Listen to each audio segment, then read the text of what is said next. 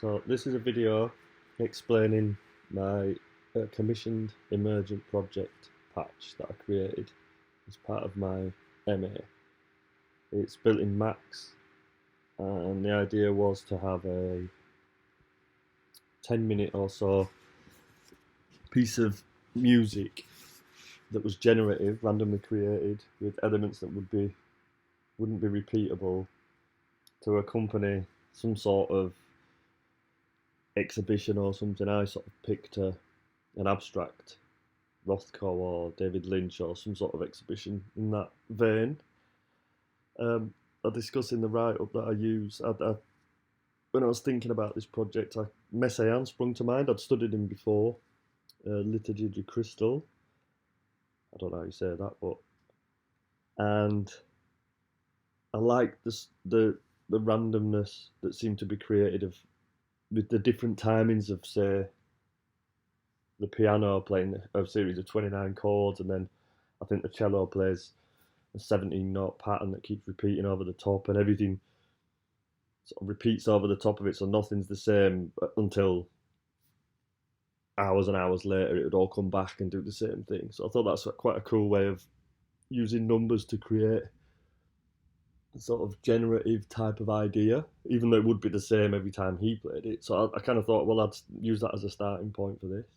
So I'll play it and try and go through things. It's been a while since I've looked at this in anger, but I'll go through it and play it at the same time, and then I'll probably do a video of it just playing after, so that you can, if you're interested, you can see how it plays back as a composition. So I think we just press start, and the piece starts off. And this whole thing here is just the front end of the image. It's quite noisy actually. And here's the synth. So I'm going to go into out of presentation mode and go through various aspects. This area here is just a mixer I made, so it just looks relatively interesting. Okay, so if we go in, it's not that one, it's that one. Okay, so here's the basic patch and here are the elements. And so I think the first thing I talk about in the write-up is the synth module, which is here. And if I open that, we can see here's the call, the list, call crystal, which if I open that, it should provide a list of MIDI numbers. So this is the chords, the 29 chords starting at 0, being selected from this list, triggered, which we'll go into in a second, and played back randomly. There comes the drums. So all this area here is just a randomizer which receives from a master clock triggers and jumbles them up and creates a number, hits the counter, plays back that chord. Okay, here is if I click on this, we've got a slow and a fast playback, which is random. And if we click on that, here we go. This gives us different note lengths randomly. I'm not exactly sure what I did here. I'd probably have to look at it seriously, but you can get the general idea that it's getting a random thing, and if it picks a particular random number, it hits a counter, and that plays back a note for a certain length. And we've got various different lengths of notes. And it looks more complicated than it is. I think I just started off by creating one of these. It actually is quite complicated. Okay, if I close that, and then the fast one should be a similar thing. It's like a copy of it, but with different note values and different randomizers. And there's a preset thing here just for some reason. I don't know, can't remember. I'll click off that. So this is the sort of synth module. It's receiving stuff here. What's this doing? Oh yeah. Okay. Counters, and it's receiving triggers to do stuff. Oh yeah, so this is going to send to various different synths using the chord thing to send to different triggers. So if a certain chord number hits, it sends to a different trigger randomly. If that makes any kind of sense at all. Okay, the synth itself is here, and I think Adam made this synth, or we made it with Adam. Adam Hart, Dr. Adam Hart, who's my supervisor. We made loads of synths and stuff in seminars, and so I used that just simply because I didn't have loads of time to make this, so I had to use things we'd already made. There's all kinds of things going on here. So here we're receiving the chords, unpacking them, creating a note, doing others like prepend, all this kind of stuff, which if you know Max, you know you've got to do all this. And I think somewhere I've got part of storage is hitting presets. Here it is, this area, the bottom corner. And it's blending between various presets, which I've created in the synth, and fading it in and out randomly.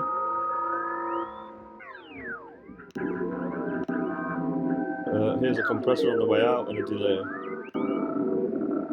Seems really glitchy for some reason. Let's have a look at that. Okay, there's a nod to Messiaen again. I created a birds type sound. So I'll maybe have to try and solo these, which is a basic synth I think I created. I was probably looking online and created some sort of weird synth. It's got randomizers hitting it, drunk, picking random notes. I don't exactly know what I'm doing here, but I'd have spent ages just messing about with stuff. There's a filter, there's a simple polysynth, sound generating bit. So I've just well, there's like a slides between stuff, and blah blah blah. I don't know what I was doing here. I've been looking at tutorials and just. The thing is, when you're using Max, if anyone uses it to create anything like this, you kind of go off on tangents, left, right, and centre, and you start creating things and just sticking random things in. Here's a degrade thing, and this looks like a patch and mixer, which is just like creating a mix between effects. The degrade thing is like a bit crusher.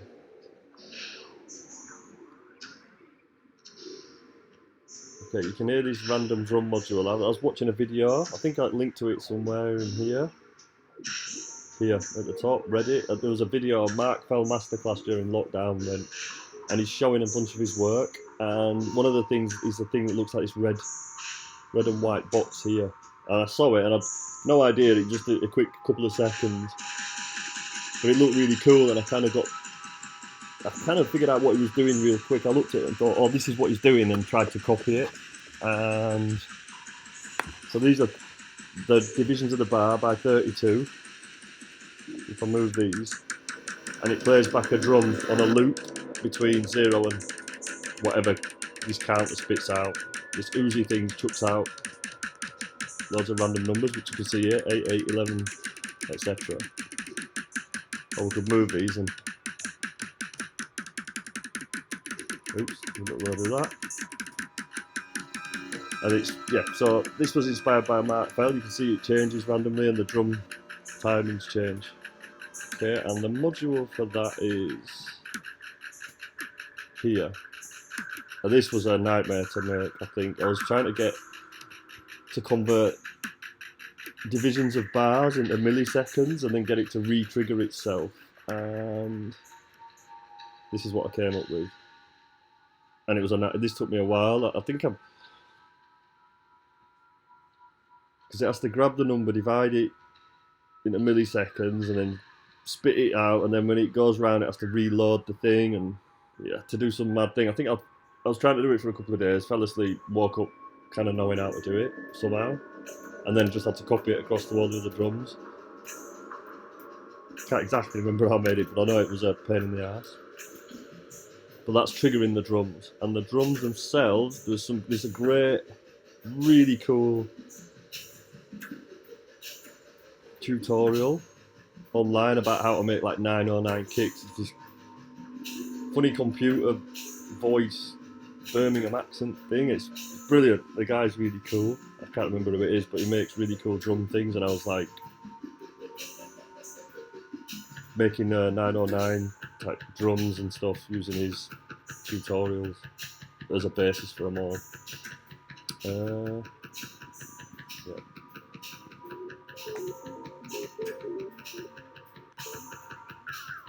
This will be the snare. Hastily built. These are going through things like auto panners and simple reverbs. Glitching because I'm moving. Claps, hi-hats, and I think they're hitting a compressor set to various levels. Yeah, look, really useful plugins, that's the thing there, YouTube. Really cool, really good. I needed a quick sort of way of making some drum sounds, and I wanted to program everything. I didn't want to, in this particular project, I didn't want to load any samples. I wanted it to be all totally self-contained, so all these are synths, which is why it's processing quite hard right now as I'm moving stuff around. But so everything in this is generated inside the patch. I think for a later project I used a lot of samples, but you can see what's going on. There's a randomizer here, it's getting random presets, filter sweeps and fades that are being sent, and reverbs and filters and panners. I think there's even some phasers somewhere, but that's the drum module. The glitch generator, this was something else I'd found. Found some,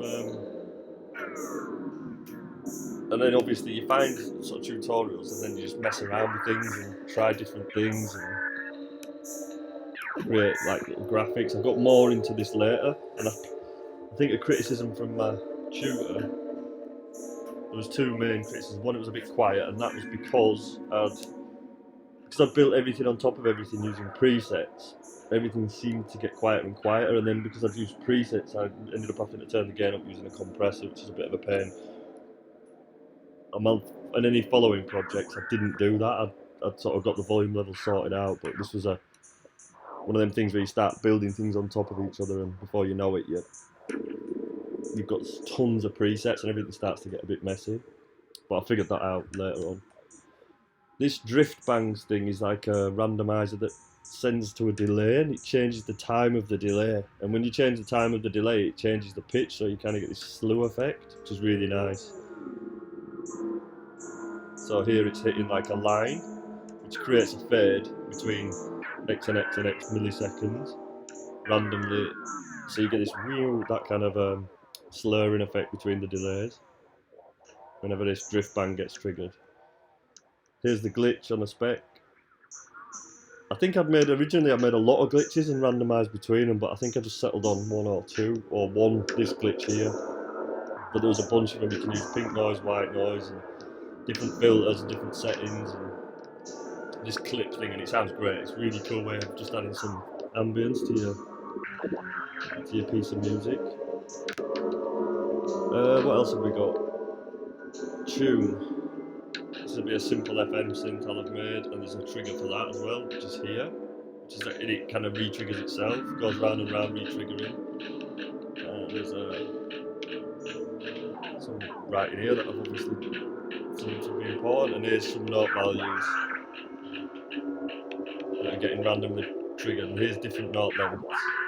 Again, you can see it re-trigger, it'll play the note length, if it gets to it, it'll select the bang, replay it, and it'll trigger something else. There it goes, and it triggers something, a different thing, or something. I knew what I was doing when I made it.